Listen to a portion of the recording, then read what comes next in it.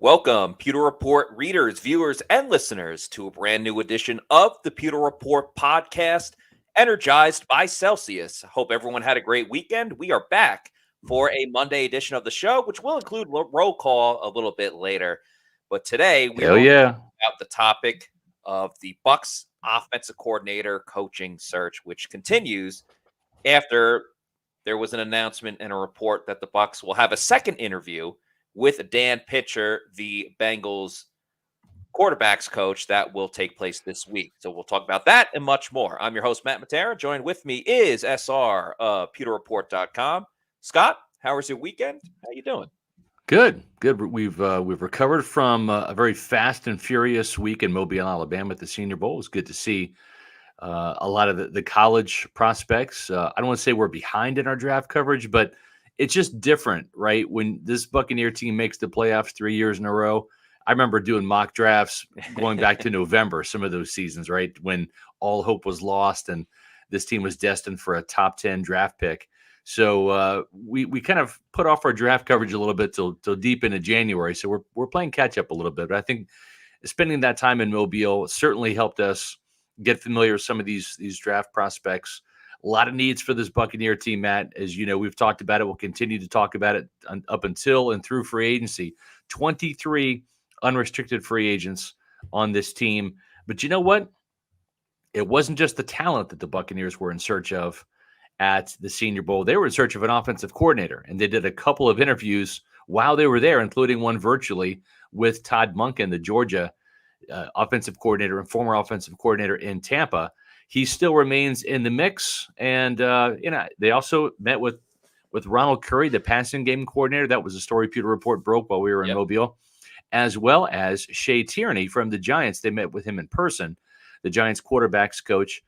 And the common denominator, Matt, and I want to get your take on this, between all of these coaches that they've interviewed is, with the exception really of, well, I don't even want to say of Keenan McCardell, but all of them are just heavily involved in the passing game, either a passing game coordinator, a quarterbacks coach.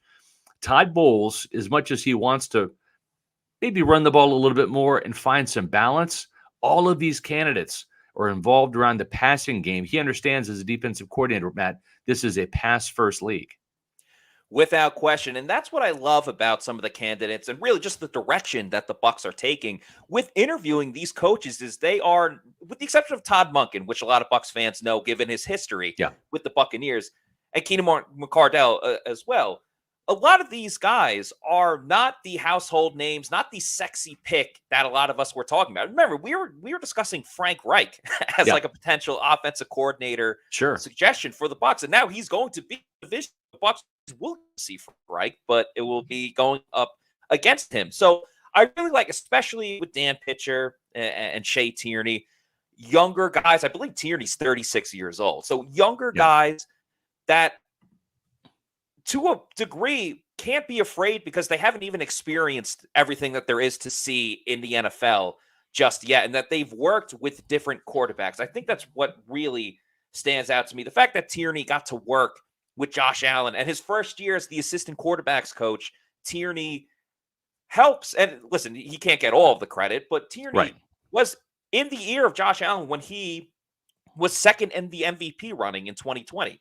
Josh Allen had a great year in 2021 as well. And not that he was bad in 2022, but especially turnovers-wise, Josh Allen was not even close this season to where he was the past 2 years before. Is that all because Brian Daboll and Shea Tierney left? No, I don't think so. But the two of them go to New York.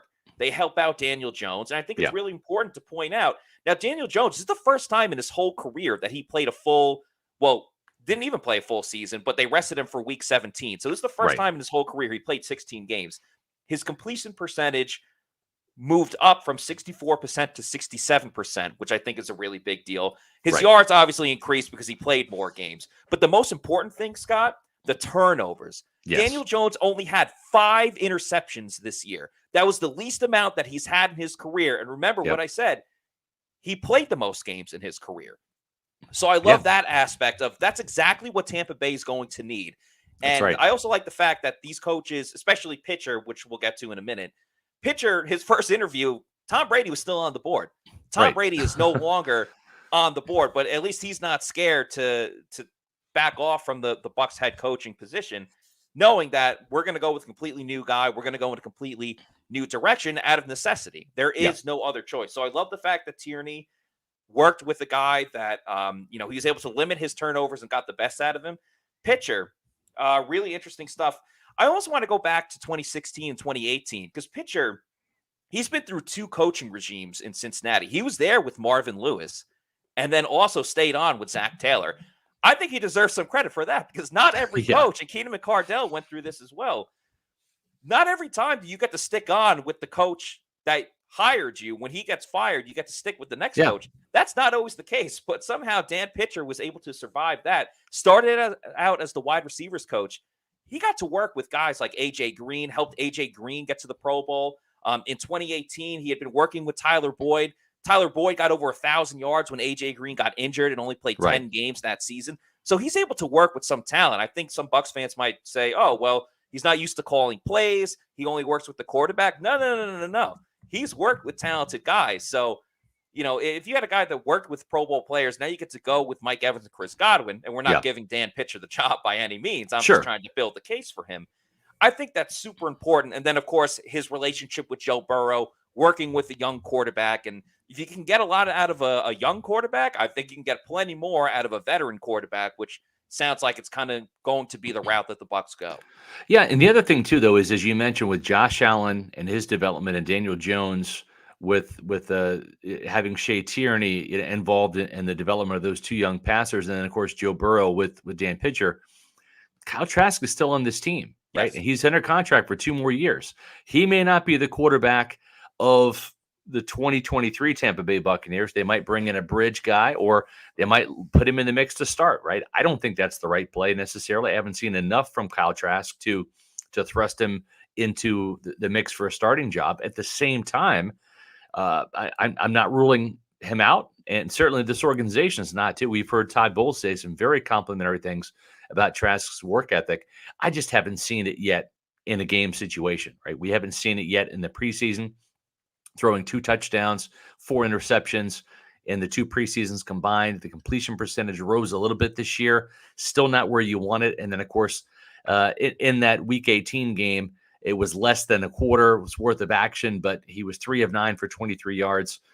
You'd like to have seen more from Kyle Trask at this point in time for a guy that's been in the system for 2 years. And again, I got criticized for this on social media a little bit, but it's God's honest truth. Not my words, Clyde Christensen's words. He is a deliberate learner. And that was kind of the book on Trask coming out of Florida, was that it's going to take him a little while. It took him a little while to get the system in high school. It took him a little while to get the system in college.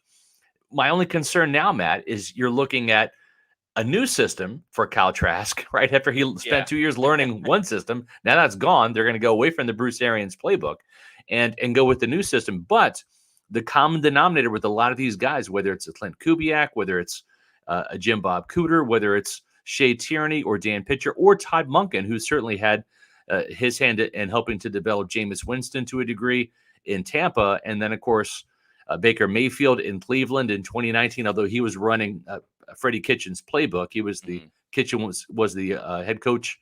It was the playbook that he brought with him to Cleveland. And then Stetson Bennett, right, developing a former walk-on into a 2-time national champion quarterback and a Heisman Trophy finalist. So I like the fact that this team's certainly not giving up on Kyle Trask. He is one young quarterback in the hopper. Matt, they might add another one in the draft at some point in time this year. I don't think it's going to be in the first round.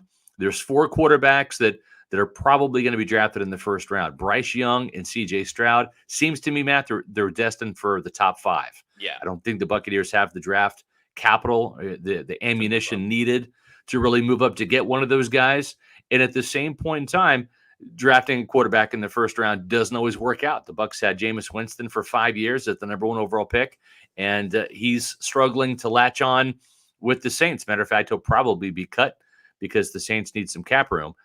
So I'm anticipating Winston would be in free agency. And then, the thing, too, is the other 2 quarterbacks, Will Levis from Kentucky and Anthony Richardson from Florida. Both those quarterbacks have some holes in their games. With Richardson, it's accuracy. I think he would have benefited greatly from another year at Florida, but he's still going to be a first-round pick because of the potential, which is one of the most dangerous words in the NFL when it comes to evaluating a young quarterback. And then with Levis, it's just a penchant for turnovers. He's got a lot of turnovers in his system in Kentucky, and Jason Licht drafted a turnover-prone quarterback in Jameis Winston. It did not work out. Jameis Winston did not take this team to the playoffs, only one winning season, and that was a 9-7 year in Dirk Cutter's first year. So, Matt, if there's going to be a quarterback competition, it's probably going to be a veteran, as you said, and then Trask will be somewhere in the mix, maybe for the backup job, or he might end up being the third quarterback on the depth chart if there is another quarterback, and maybe it's a guy like Hendon Hooker out of Tennessee, who was at the Senior Bowl but still recovering from an ACL, or maybe it's a middle round quarterback, Adrian McConnell from Purdue. We'll wait and see. But I agree with you. I like the fact that a lot of these candidates are revolved around the passing game, and they also have the track record of developing young quarterbacks too. That's going to help the Buccaneers this year, and it's going to help them in years to come. And this isn't great news for Kyle Trask, but it is such a nice, fresh breath of air knowing that there's going to be completely different offense for the Bucs in the 2023 season. There's going to be motion. More than anything else, depending on the coordinator, we'll see how much motion. More than anything else, there will be adjustments, which is something that we didn't see at all from the Buccaneers last season. When other teams were, zigging and then deciding to zag in the second half, the Bucs, particularly on offense, but I think Todd Bowles should deserve a little blame on defense as well for not always making the proper adjustments. That was, especially on offense, what they were lacking in a very, very sore type of way. And Bucs fans and Pewter people, I would highly suggest reading the Monday mailbag this week, because SR laid it out perfectly when it came to Anthony Richardson. Just the fact that, his mobility is fun, but it's not even up to the mobility of, say, Lamar Jackson when Lamar Jackson was at Louisville. So you're getting an athletic guy, but not even the peak top talent that you really could get. Yeah. And just the inaccuracy. Every year there's a couple of players that I look at and I say, really? Why is he coming out now? And everyone has their own reason why. So I don't exactly know Richardson's situation. But you look at the history, at least in the past couple of years, of one-year starters going to the NFL, it doesn't really work, man. I mean, I see it right in front of my face. Zach Wilson was only a one-year starter, and that clearly did not work. Seasoning helps a lot of these players. Yeah. And I think as much experience as you can possibly get, I think is super important. I would like the idea, and the other thing you said about, a project pick or potential, how many times does that potential really pan out? Like, I feel like you roll the dice and it should be 50-50. Hey, but it's really, you know what? When it works, Matt, it's Joe Burrow, it's Patrick Mahomes, it's Lamar Jackson, it's Justin Herbert, it's Josh Allen, right? Those are all first-round picks. They all work out, but there's a litany of other guys drafted in the first round that have flamed out. Paxton Lynch, Marcus Mariota, his career is on a spiral. Same with Winston. Both those quarterbacks were drafted number 1 and 2 overall in 2015. So it can be a crapshoot. There's no doubt about it. You don't have to get a quarterback at number 1. Joe Burrow was. Patrick Mahomes was not. Jalen Hurts was not a first-round pick. Exactly, and he's going to the Super Bowl. That's the thing, is that there's really not a ton of rhyme or reason when it comes to really any of this. Obviously, you put in as much work and as much due diligence as you possibly can, and that's why it will be fun to see. The Bucs are clearly taking their time with making this pick for offensive coordinator, and they should, because it's not just offensive coordinator they're looking at. It's quarterbacks coach, running back, wide receiver coach. They have a number of holes to fill, but you kind of have to start at the top and then work your way down. At the same time, the clock is ticking a little bit, because you don't want to fall into a situation where you got to start preparing for the draft. If you were taking a quarterback, you would rather take a guy that your offensive coordinator would tend to prefer versus one that your offensive coordinator is just not a fan of. That's kind of like how it works. Yeah, I think this is going to come down to, and I know a lot of Buccaneer fans are kind of freaking out. Here, let's just get to this question, and I'll go into my point here. Yeah. Matt, what's your thoughts on what Richard says? Why would a potential offensive coordinator come to the Bucs over Arizona or Denver or the Texans. Well, I'll get my first crack at it here, and I'll get your take. Arizona doesn't have a head coach right now, right? So, Right. so that's that's one thing to be a little concerned about. With Denver, you're going to be running Sean Payton's playbook, right? And sometimes that can work. Uh, when you looked at Todd Monken here, he was running Dirk Cutter's playbook. Byron Leftwich was running Bruce Arians' playbook. That would be the case there. Todd Monken was running Freddie Kitchen's playbook also in Cleveland. But when he gets to Georgia, he developed his own playbook, and that's what he's going to run. I think the Buccaneers are going to want whoever comes in, if it's pitcher, if it's Monken or Tierney or another coach, to bring their own playbook, right? Mm-hmm. And so there's some freedom there, right? That I think is what's appealing to a guy like pitchers. You finally get your shot to be a play caller in your own system with your own playbook. And we'll talk more about pitcher on the other side of roll call, which is coming up in about 3 minutes. But Matt, am I onto something there? Is there some appeal there as opposed to just going somewhere and running someone else's playbook? No, absolutely. Why would you want to run someone else's get up when you can run your own? I mean, the freedom to do that, I think, is obviously huge. I think also Todd Bowles being a defensive coach, there's a lot more offensive head coaches around the league than there are defensive coaches. Yeah. So that plays into the freedom. But then I feel like if you're like, hey, I'm working with a defensive coach and my offense is crushing it, that would, at least in my opinion, would give you a quicker route to then becoming a head coach. It's much tougher for defensive coordinators that become head coaches now, because you hire that offensive coordinator, right, 2 or 3 years later, they're becoming a head coach, and you have to find another offensive coordinator. Where if you're an offensive guy and you're the head coach, even if your coordinator leaves, you're still running your playbook and your type of offense. Right. The other thing I would say in terms of answering Richard's question is 2 things. One, as it stands right now, again, NFC South, I would much rather play against that division and just have that clear path to going into the postseason versus some of the other divisions that were on the screen there.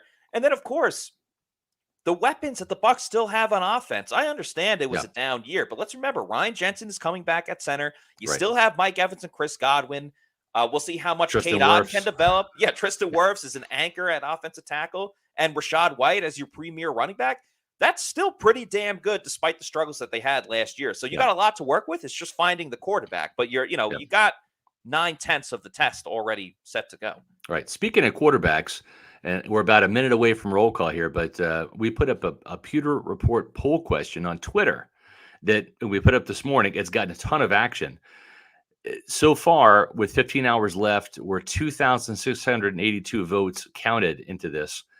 Which quarterback do you want to start for the Bucs in 2023? Kyle Trask and I'm just reading these in order here, but in terms of how they were structured, the percentages, we'll get to that in a second. Kyle Trask, Aaron Rodgers, Derek Carr, Baker Mayfield. Those were the 4 choices. I can only use 4. I was going to put Jimmy Garoppolo there, but maybe I should have over Baker Mayfield. So Baker Mayfield coming in last at a distant 8.5%. Kyle Trask is third at 24.4%. Aaron Rodgers, Matt, at 28.9%. That's going to be probably the toughest needle to thread if the Bucs were interested in Aaron Rodgers from a salary cap standpoint and a draft compensation standpoint for sure. And then Derek Carr was actually the leader, 38.1%. And we did put up a story on Derek Carr yesterday, the pros and cons of that, and I'll find that and put that in the chat here just so you guys can check it out. But Matt, it's 4:20 on a Monday, and it's always my favorite time of day because we're doing the Pewter Report podcast, and on Mondays, whether it's a Victory Monday or an off-season Monday, such as the case today, that means one thing at 4:20. That means it's roll call. Tell us where you're at, Pewter people. We have awesome fans, not just in the United States, not just in Tampa, Florida, but around the globe. So we do this every Monday. We want to interact with our fans as much as possible. So if you can, start putting your location up in the comments, and we will hit it and put it on the screen. Like I said, we got awesome fans watching from all over the globe, and we want to show some love by putting your location up on the screen. Matt, Scott, you want to take today's rant? Yes, I do. I've been feeling some type of way since over the weekend about that, man.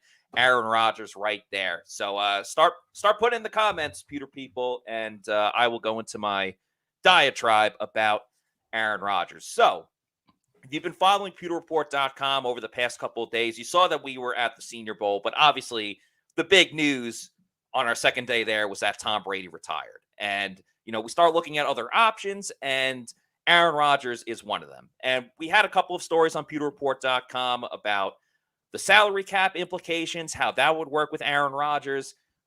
Would the Bucs explore trading for Aaron Rodgers? And we got a lot of feedback from that, or just comments in general. And we appreciate everyone that takes time to read our stories and give your thoughts and your input. But I'm just curious, with a lot of people, when it came to Aaron Rodgers, there was a lot of no, there's no way I would want him. I don't want Aaron Rodgers. He's a diva, all this type of stuff.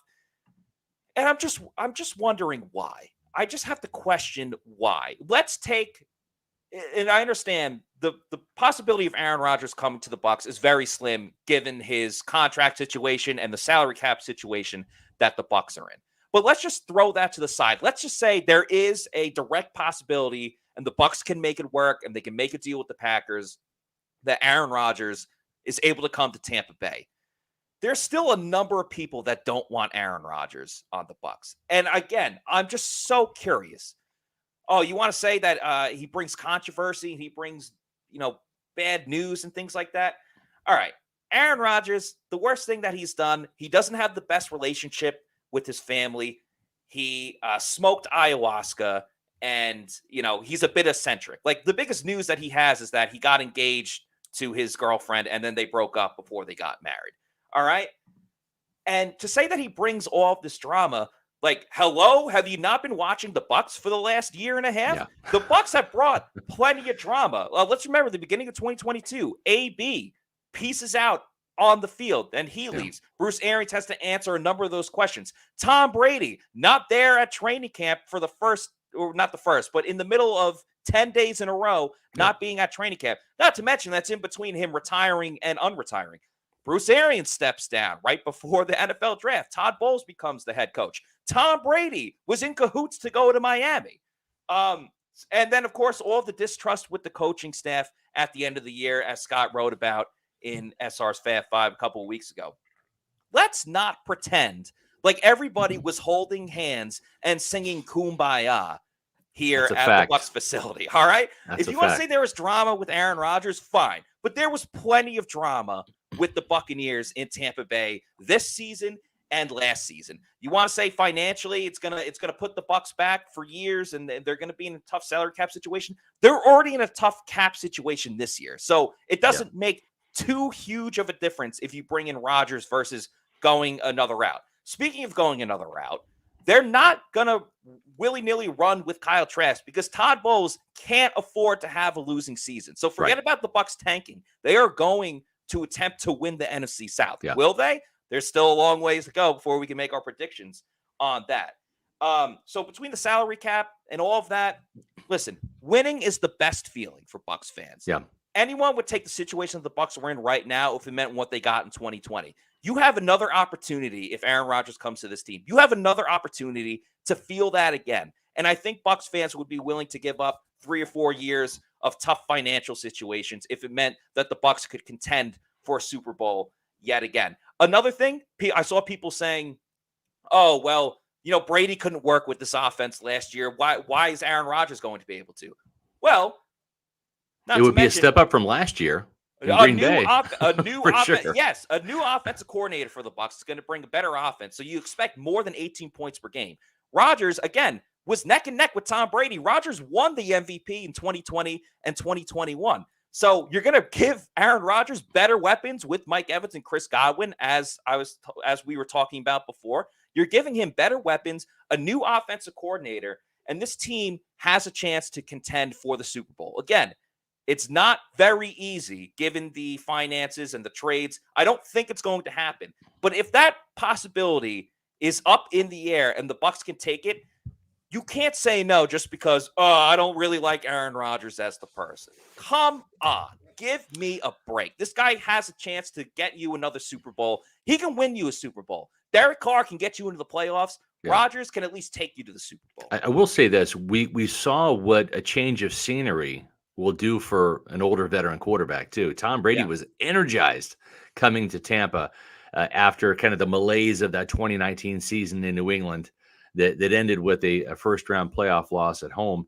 to the Tennessee Titans. And maybe that's what Aaron Rodgers needs, is to have a little bit of rejuvenation to his career by getting out of Green Bay, right? And he's had to kind of deal with some disrespect, right? They're drafting his successor, his heir apparent, Jordan Love. It didn't work out. They traded away Devontae Adams. Didn't do that great of a job replacing him. Although Christian Watson has some potential for sure and had a pretty good rookie season, but he's no Devontae Adams. So no one's confusing them. Exactly. So I'm with you, Matt. I would not be opposed to that. Let me just say this too. The Glazers, they've done two things. Number one, they have tanked for Jameis Winston, right? We all remember the 2014 season where they had a double-digit lead over the Saints at halftime in the last game of the season. Yeah. And Lovie Smith got the code red order and followed it and pulled out a whole bunch of starters, including Levante David even, and mission accomplished. They got Jameis Winston with the first overall pick. They did not want Marcus Mariota. So having said that, what happened during those 5 years? Again, we mentioned it. No playoffs during the entire Jameis Winston tenure. And so if you look at the last time the Bucs made the playoffs, that was 2007 under John Gruden. Fast forward to 2020 with the Super Bowl season of Bruce Arians. That's Raheem Morris. That's Greg Schiano. That's Lovie Smith, Dirk Cutter. That's four different coaches, four different regimes that didn't get the playoffs accomplished for the Buccaneers. Raheem had a 10-6 season. They fell just short. Dirk had a 9-7 season. They fell just short. But by and large, that was over a decade worth of no playoffs. The Glazers don't want to go back to that. They don't want to have to go to the NFL owners meeting being the laughing stocks of the league. Again, they want to continue being relevant, right? For just an ego and also a financial standpoint. The other thing too, Matt, you mentioned is spot on. Todd Bowles is on a bit of a hot seat right now. He made the playoffs, won the division, but at 8-9, right? I mean, that's still a losing record. You can say division champs all you want. I can still say 8-9. That's a losing record. So putting lipstick on a pig. Yeah. So he's got to win. Jason Licht, I don't know, and I give Jason Licht a ton of credit for building a Super Bowl winner. This is a what have you done for me lately league. It always will be. But Matt, I don't know how many head coaches, general managers typically get to pick. Right now, he came in with Lovie Smith. Right, Lovie Smith actually hired him, and after 2 years, he ended up firing the guy who hired him, and Lovie Smith. Mm-hmm. So then Jason Licht promoted Dirk Cutter, which seemed like a good idea at the time. We even thought it was at Pewter Report. You had Jameis Winston, a young developing quarterback who went to the Pro Bowl as a rookie. You had Doug Martin coming off a 1,400-yard season. You had Mike Evans. So it seemed like that was the right call. Sometimes you have to give guys an opportunity to succeed, to see if they'll rise to the occasion or if they'll fail. Then you go from Dirk to Bruce Arians, right? So Jason got to pick two head coaches right there. Obviously, Bruce was a huge success. He signed off on Todd Bowles becoming the heir apparent to Bruce Arians. That's three head coaches now. I don't know that Jason Licht necessarily gets to pick a fourth head coach if Todd Bowles doesn't work out. So Jason Licht has to win. Todd Bowles has to win. As you said, the NFC South division is there for the taking. And the Glazers don't want to lose either. So I don't see this team just tanking for Caleb Williams or whatever quarterback is going to be at the top spot next year. And I don't see Kyle Trask automatically getting thrust into the lineup as an unproven quarterback in the starting lineup just because it's not going to end well. I have one more thing I want to add to that, but first, I'd be remiss if we didn't talk about the newest additions to the Celsius family. We talked about that the Bucs got to make the right pick. I know if I'm making a pick for an energy drink, it's Celsius energy drink. Make sure you check out the Fantasy Vibe and the Sparkling Lemon Lime. When I was driving home from Mobile, the lemon lime was fueling me during that late night drive. 7 essential vitamins. Make sure you go to your local bodega to go and pick it up. That is Celsius Energy Drinks, the official sponsor of the Pewter Report podcast. Yeah, unless Jason Licht, the Glazers, and Todd Bowles are all in agreement that, all right, we're just kind of going to tank this year and go for the rookie quarterback, and then we'll reassess the next season. That's the only way I see them going into this. If pretty much Licht and Bowles have their job for next season guaranteed, which I don't think the Glazers are going for at all. And the other thing, we kind of talked about it, whether it's, tanking for Caleb Williams or Drake May. There is no guarantees when it comes to the rookie quarterbacks. That's and right. I understand, as you mentioned, Joe Burrow, Trevor Lawrence was a great pick. But for every Trevor Lawrence, there's a Jamarcus Russell. There's just no sure guaranteed things. And to your point, the Bucs thought they had it with Jameis Winston, and clearly they did not. So why not? I mean, you want to say no risk it, no biscuit. Why not Right. go all in with someone that even if it's Derek Carr, you at least know what you're getting with this veteran quarterback versus a guy that, on the one hand, could be your next starting quarterback for the next 15 years. On the other hand, he gets you the next number 1 overall pick in 5 seasons from now. It's obviously, ultimately, it's up to the Glazers, Jason Licht, and Todd Bowles. That's a tough thing to weigh. I'd rather go for it now because you know what you're going to get now, and things and plans change every single day, all of the time. So if this is your direction, you just got to stick with it and go with it. The other thing too is if you're the Buccaneers, you don't want to see Aaron Rodgers enter the NFC South. I don't think that's necessarily in the cards. You don't want to see Derek Carr here either, right? No. You'd like to see some of these other teams have to struggle to find a quarterback, just like Tampa Bay might have to do. But it's kind of a game of musical chairs. You look, is Desmond Ridder, is he the franchise quarterback for the Atlanta Falcons? He had a nice win against the Buccaneers in the second half when the Bucs pulled a lot of their starters, but he was a 3rd-round pick. So the jury's still out there. I don't know what's going to happen in New Orleans. Andy Dalton certainly is not the future there. Jameis Winston will get cut due to salary cap issues. He was actually healthier at the end of the season, and they decided not to play him. Then you've got Carolina, which is a bit of a mess. Sam Darnold is going to have another year there just based upon the contract. Frank Reich will get a chance to work with him. So now Sam Darnold has gone through a couple of head coaches up in New York, now a couple of head coaches here in Carolina. So what to make of Sam Darnold? Is he going to be in the mix too? Are they going to? I'm sure Matt Corral too was a rookie draft pick last year. Didn't really get an opportunity due to injuries, but the whole quarterback situation in the NFC South is really unsettled. And of course, that's the case in Tampa Bay right now with just Kyle Trask under contract. Absolutely. You can easily make the case that whoever finds the best free agent quarterback in the NFC South could end up winning the division. I think the Bucs still have the most talent, but if you give the Saints Derek Carr, I think that they have a good shot at winning the division. If you give Carolina Derek Carr, I'm not saying they're pursuing Derek Carr, right? But Carolina's got a really damn good defense that is not to be messed with. And obviously they need weapons on offense, but you start with the quarterback. I mean, that was the case once. I mean, Tom Brady and Drew Brees, people would still say Tom Brady is the better quarterback. And I would absolutely say that too. But once Brees was gone, I mean, it was a landslide between, Brady and the rest of the quarterbacks in the NFC South. That's really all it could take. All it could take is a Derek Carr, is maybe a rejuvenated Baker Mayfield if it somehow came to that. And I wouldn't even rule out Baker either. I like the guy that has the chip on his shoulder. I know from his college days, you probably don't like him, Scott, but I like a guy that has a chip on his shoulder. I'm not saying he's going to be Joe Burrow or anything like that, but I don't know. The one thing that really helped Baker Mayfield, obviously, was going to the Rams and having some late season success, right? Because it doesn't look good. Your career trajectory is definitely on the downward slope. If you go from Cleveland, where you couldn't cut it as the first overall pick, then to Carolina, where it didn't work out for you either, right? And kind of a downtrodden franchise like the Panthers, at least he's got a pulse. At least his career has some signs of life. Came in, obviously got cold off the bench after just landing in LA for a couple of days and winning that game on, was it Thursday night game? Yep. Yeah. So, he won a couple games out there. The Rams certainly were depleted. There's never been a worse post-Super Bowl team than the Rams, winning the championship and then completely bottoming out the next year. I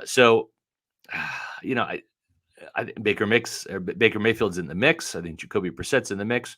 We'll have to see. But it all comes down to the offensive coordinator first, and then we're going to kind of go full circle here on this discussion. The one thing too that when you look at Dan Pitcher, and right now he's the guy that I think is probably the front runner if they don't get Todd Monken. This is what Bengals quarterback Joe Burrow said about the Bengals coaching staff. I think that's pretty unique to this place. I think that's what makes everyone love being here. There's no egos from me to our coaching staff to Zach to Brian. He's talking about Zach Taylor, the head coach, and the offensive mastermind, to Brian Callahan, the offensive coordinator, and then to Pitch, meaning Dan Pitcher, the quarterback's coach, to our receivers. It's a collaborative effort that everyone puts in so everyone can take ownership. This was a really interesting quote because it tells me, and of course tells the Buccaneers, a couple of things. Number one, Burrow mentions not just the head coach and the offensive coordinator, but also the quarterback's coach, right? And you know how important Dan Pitcher is to the Bengals because they tried to keep him away from coordinator jobs by giving him a contract extension and a hefty raise. Now, if he becomes an offensive coordinator in Tampa Bay or elsewhere, that raise that he's going to get as an OC is going to trump anything he's going to get as a quarterback's coach for sure. Right. Plus, as we mentioned, the ability to call your own plays and run your own side of the ball.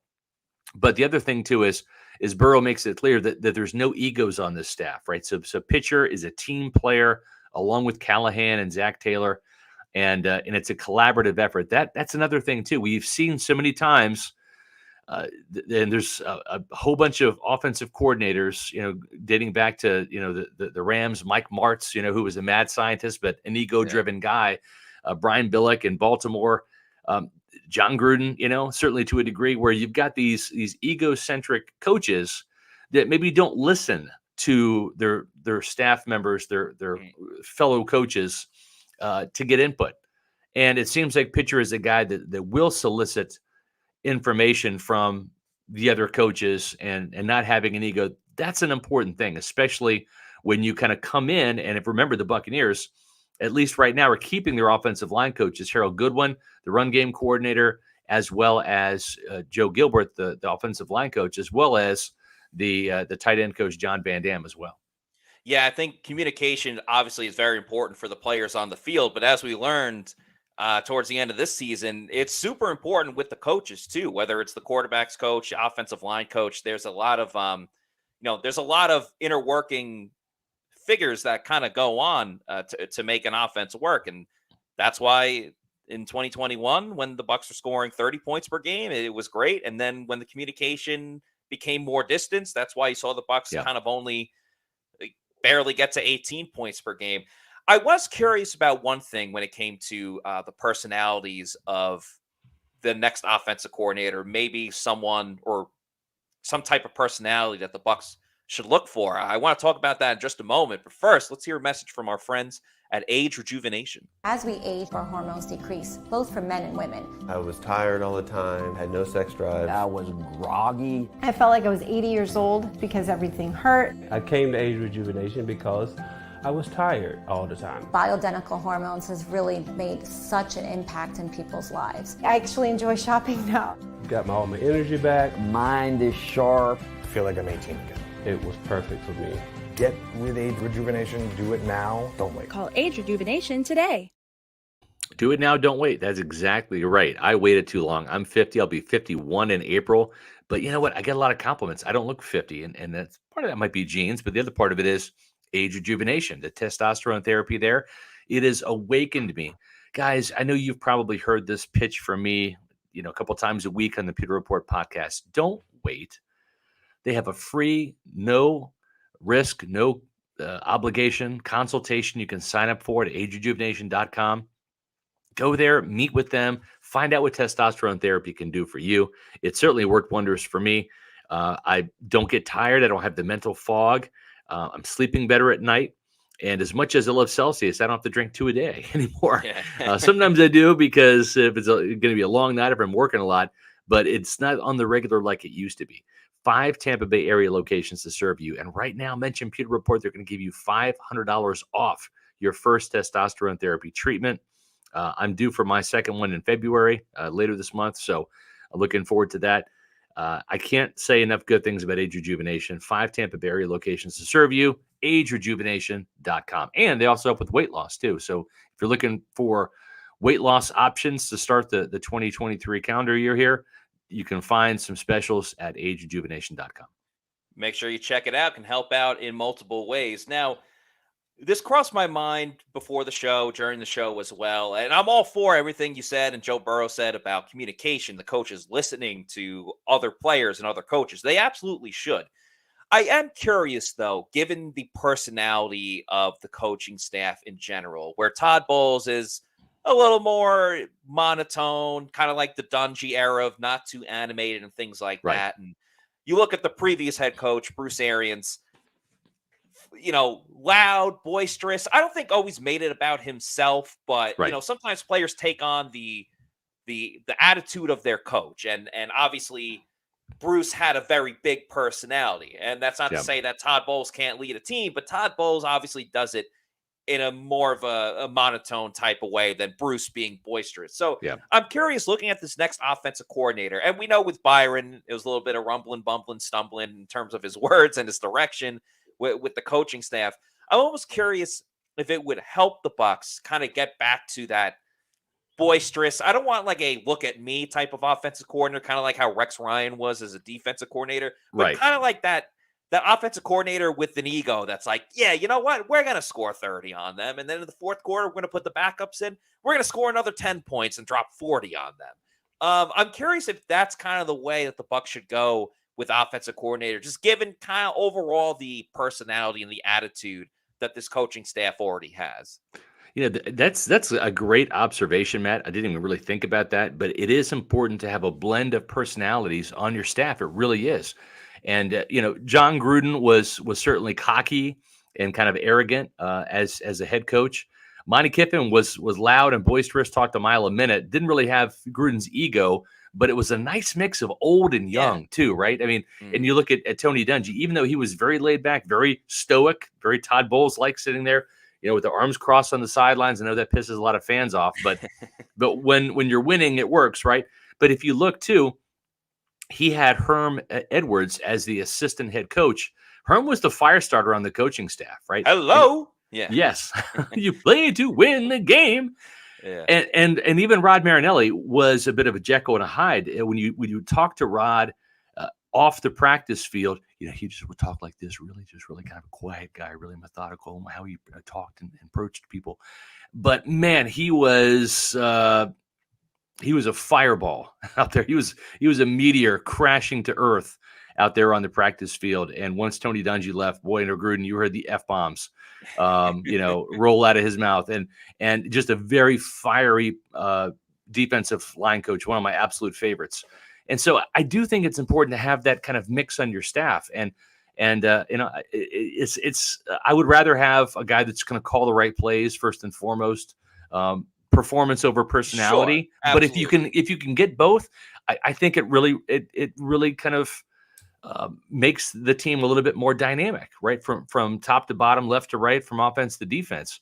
One last thing too, we're going to have a little bit more on Todd Bowles here, not to carry his water or stick up for him, but Matt, I talked to Tristan Wirfs about Todd Bowles' personality, right? And Wirfs is kind of a fun-loving, easy kind of going. Easygoing kind of guy that is an offensive guy, right? Doesn't know Todd Bowles as intimately as some of the defensive players do that have been playing for Bowles since 2019. He said Todd Bowles has some of the most intense Saturday night at the team hotel pregame speeches, right? And that's kind of common. They usually end Saturday night with some motivational pep talks and all that. And he said that he gets so fired up to play for Todd Bowles. And I think that's a dynamic that fans that are just watching Bowles on the sidelines on broadcast, they don't really get a chance to see. So we're going to have to maybe kind of delve into this a little bit more, get some of these players on here this offseason and kind of just flesh out more of those details, because that's certainly curious to me. Yeah, I'm with you. I like that. The NFL covers so many different things on their shows, cameras, certain access, but it doesn't have access to 100% of the things. And, Bailey Adams of PewterReport.com, when we were chatting over last week at the Senior Bowl, he had mentioned that a lot of Bucs fans were surprised a bit at one of the episodes of In the Current. Todd Bowles was mic'd up and he was loud. He was like, "Ball, there's a fumble." He's like, "Ball, ball, ball, ball," Right. and he's yelling. And I think all these people really got to see, I don't want to say a different Todd Bowles, but just more of the personality that you don't typically get to see it in a press conference when he's defending his guys or answering for why they lost and stuff like that. Like Todd is very sarcastic in ways. He's got a good dry sense of humor.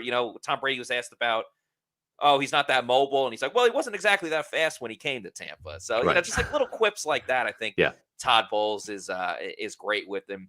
Speaking of little quips, if you want to make little bets, Super Bowl is coming up this Sunday. So make sure you get those bets in over at mybookie.ag. But don't worry about just for the football season. When football's done, you're also going to have basketball and hockey, which is going on right now, the UFC, baseball season when it comes back, and golf as well. The Masters is coming up right around the corner. Underdog Fantasy is the easiest way to get some action on your favorite pro sports, and that's with their pick'em game and their rivals games. You just pick an over or under on your favorite or least favorite player stats, and you can win up to 20 times your money in a single night. Underdog keeps it super simple with their easy-to-use website and mobile apps. You pick between 2 and 5 players to fill out your pick'em slip. Get every pick right and take home some cold, hard cash. Use the promo code Pewter, that's Pewter. Get your first deposit doubled up to $100 by Underdog. Even if you learn from Plant City Math, you know that is a heck of a deal. So one more time, double your deposit up to $100 with Underdog Fantasy. Matt, I know we maybe didn't start out to have the best episode we've ever done, the best Pewter Report podcast, but we just might have done it for an off season on a roll call Monday. I think it was exceptional. Really good stuff about Dan Pitcher, and we'll see if how the second interview goes with him. I think right now he's probably considered to be the front runner. Todd Monken getting a second interview with the Ravens. We'll see if he's going to get one with the Buccaneers. I wouldn't be surprised if he does.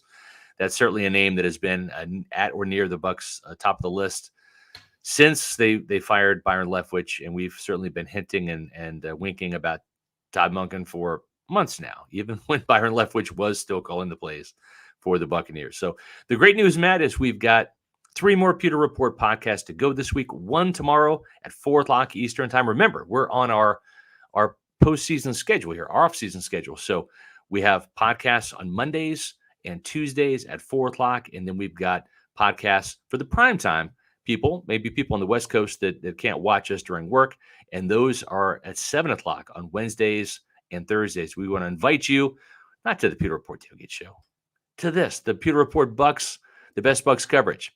Follow us on pewterreport.com, the mothership, and also on social media, Twitter, Instagram, and Facebook at Pewter Report. And make sure, folks, you are liking and subscribing to the Pewter Report videos. We have our Pewter Report YouTube channel on YouTube is well over 10,000. We're on our way to 11,000. We want your help. If you have already subscribed to Pewter Report TV, thank you. If you haven't, make today the day that you do that. And every time you like our videos, whether it's the clips from the Senior Bowl or press conferences or highlight videos that Matt puts up or our Pewter Report podcast, it helps other Buck fans find us. And it also helps the Pewter Report TV YouTube algorithm to make that happen. So appreciate all of you who have done that. And if you haven't, please subscribe to Pewter Report TV. It's free. You just hit the button.